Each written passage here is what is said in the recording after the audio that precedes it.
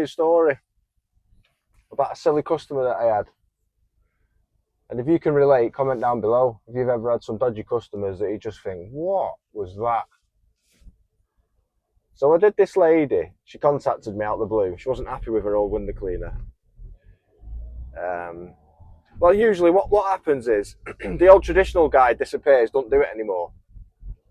And then they get a water-fed pole guy. And you know yourself, there's a lot of cowboys out there. There's people that aren't doing it properly. And they let the side down for everybody, to be fair. So I'm assuming these are the window cleaners that they're getting. So they're getting the pole guys that aren't doing a very good job. You know, they've just started up or whatever. They're not good enough. You know what it is. So she contacts me anyway, this lady. And I do the front of her house. And she's impressed with it. But she don't want it regular. But she's impressed anyway. So she puts me on to a relative of hers. And the lady contacts me. So I'm buzzing. I think, yeah, another job in the bag here. Kimber style. Over the next few days, we're contacting via text message. She's selling up. I know, at this point, I didn't know she was selling. So she wanted prices for one-off. She wanted, price every month, 8 weeks, 12 weeks, that sort of thing. She wanted a frame, PVC frames restorating. All just questions that, she was thorough.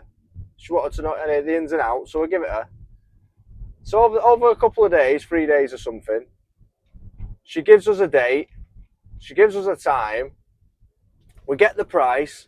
She now wants to jump on monthly. So we're 90% there of the deal being done. And I'm excited. And it's, again, another Saturday job.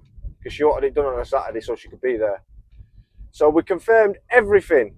Dates, time, price, and how regular she wanted it. So we sent it to her. But it was both in discussion at both sides.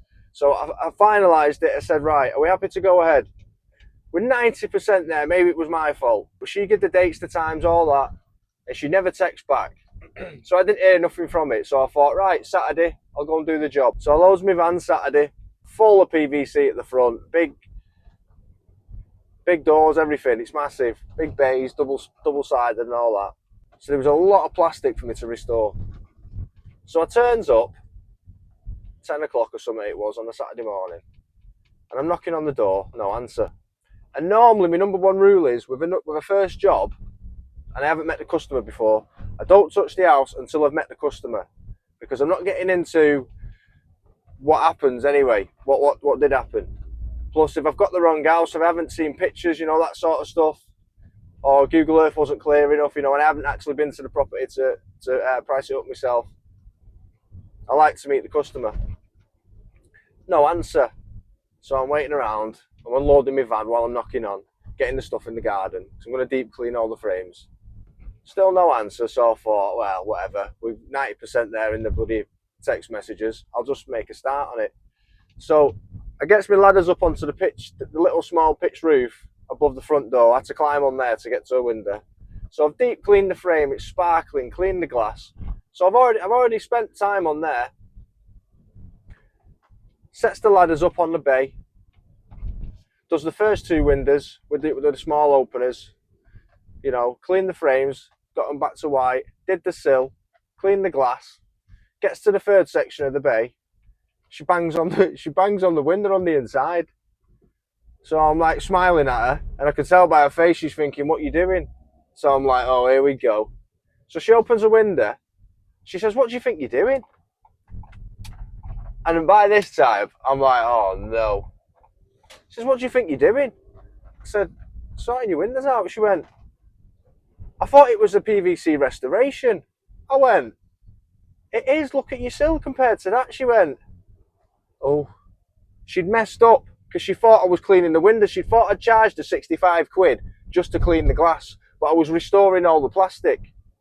Right? And then once she'd realised that she'd messed up, she went, "Oh, well, there's no point doing them because I'm selling the house." I was like, "You what?" Never said that to her. But inside I was like, you what? What was all that 3 days worth of time wasting for?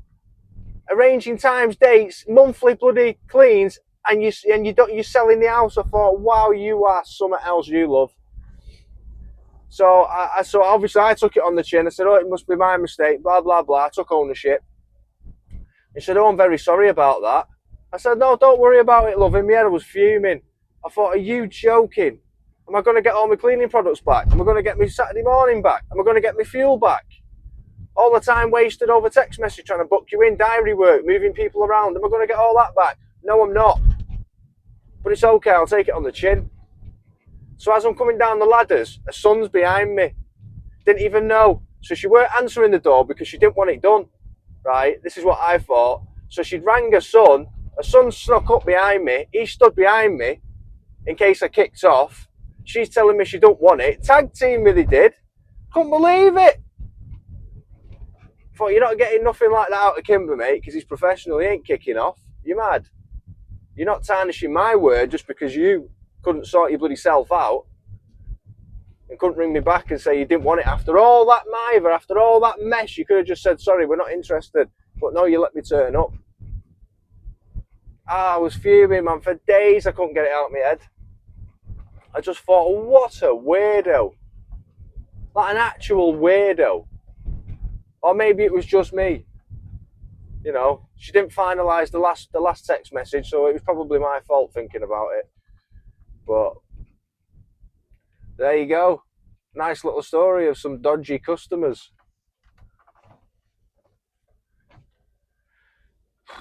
She went like that. She realised. Anyway, that's my little story of the dodgy Karen that I met. Crazy. At that point, I should have just gone, listen, this is how much you owe me. But I didn't. I haven't got that in me, to be fair. I take it on the chin, even if it's not my fault. You know what I mean? Not having them ruining me brands because they're a bit of a Karen. Because you know, you get the work through your good reputation, but that doesn't last. When you've got one bad reputation off somebody, it ruins you.